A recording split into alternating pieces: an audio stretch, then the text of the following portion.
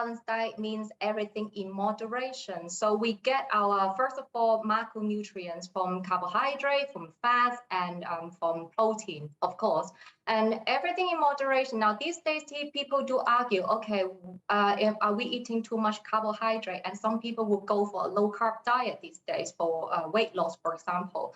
But I would suggest like, we would not go for too much in carbohydrate, because these days, look, we are going through COVID-19 pandemic. So our activity level in general are way lower than previous. So we are exercising less. So that means we don't have that much quota to overdo with the carbohydrate.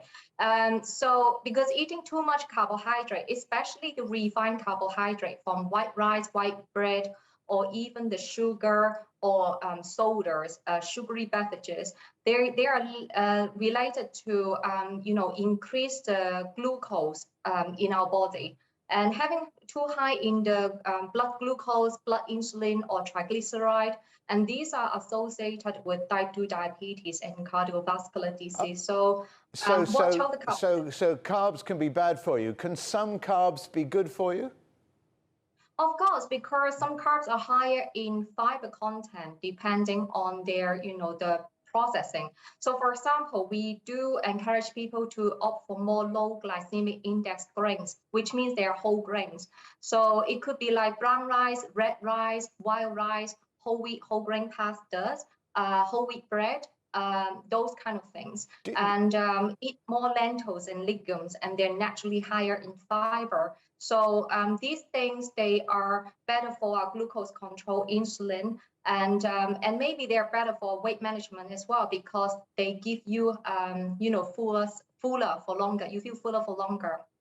Obesity is an increasing problem in the West. In China, I don't know if I'm making a generalization, but there seems to be a lot less obesity in China. Is that simply because of diet?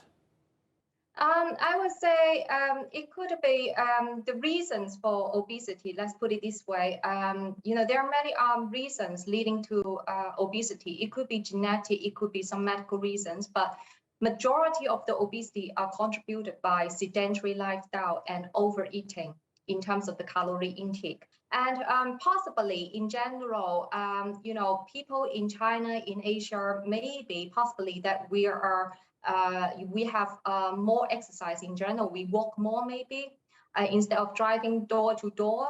It could be one of the reasons. And traditional Chinese diet, it is it is made up of plenty of fruit and vegetables. Right. Well, that's the key, isn't it? Because it's about the type of food you're eating, rather more than perhaps the quantity.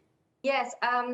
Yes, in general, traditional Chinese, we eat more fruit and vegetables, and we maybe do more exercise as well. But I have to say that, the obesity trend could be in an increasing trend as well in Asia, in China too, just because in the sedentary lifestyle these days. Because in the previous, they do more farming in China. Let's put it this way. Okay. So, well, in the West, we're not going out as much as we did, mainly because of lockdowns. And as a result, people are eating a lot of takeaways. Now, takeaway in Britain and in parts of Europe is often used as a treat, once a week, once a fortnight. But now a lot of people are doing or eating takeaways almost on a daily basis. And they're notorious for their high levels of salt and sugar. Are they a serious risk to health, do you think? And how much nutrition would there be in an average takeaway?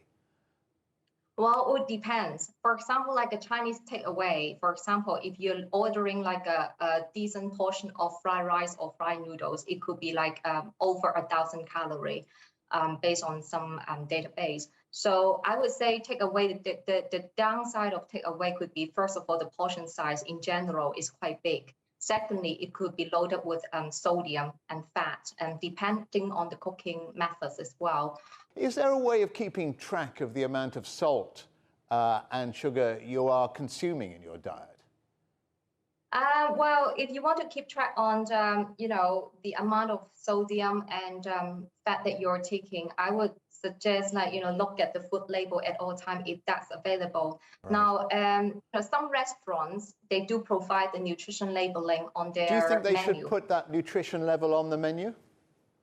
I think so too. I definitely agree with this, and I think the government, the Department of Health, should push a little bit on this, action. It's just because the world is changing with this pandemic. Our eating habit is changing dramatically, and people relying on more takeaways these days. So that's very worrying, isn't it? Yes, of course. So if they, and also I think we deserve to know what's actually in it, just like the pre-packed products that we get from supermarkets. So yeah, I think, that's something we should, do in the near future. Another trend alongside takeaways, the increase in popularity of takeaways, especially during lockdown, is vegetarianism, veganism. Do you get a sufficient balanced diet from veganism or vegetarianism?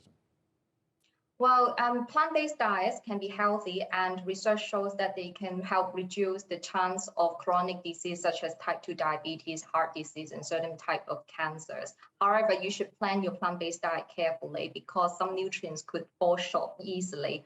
For example, you can get adequate amount of protein from tofu, tempeh, legumes, and lentils. And you can also opt for quinoa as part of your carbs intake. But pay attention to those commercially made vegan meat substitute, because those products could be loaded with sodium and fat. And also pay attention vegan, because vegan, they don't eat eggs or dairy. Now this type of diet can fall short on vitamin B12. So make sure vegan get vitamin B12 supplementation, or they pay more attention to these breakfast cereal fortified beverages. Like for example, B12 fortified orange juice in the supermarket. So they need to supplement with B12. Sally, you look very healthy and very well. So how do you manage that? What do you eat? What do I eat? Well, first of all, I would say to keep myself healthy, try to eat regularly. Regular meal pattern is the key, and it keeps your digestion healthy as well. Right. Now, we're talking about immune system. Majority of our immune system is actually, located in our gut, because our gut, the microbiota in our gut, is in charge of our, a lot of our immune system. So make sure we're going to the toilet regularly, and make sure our gut is healthy, in good shape.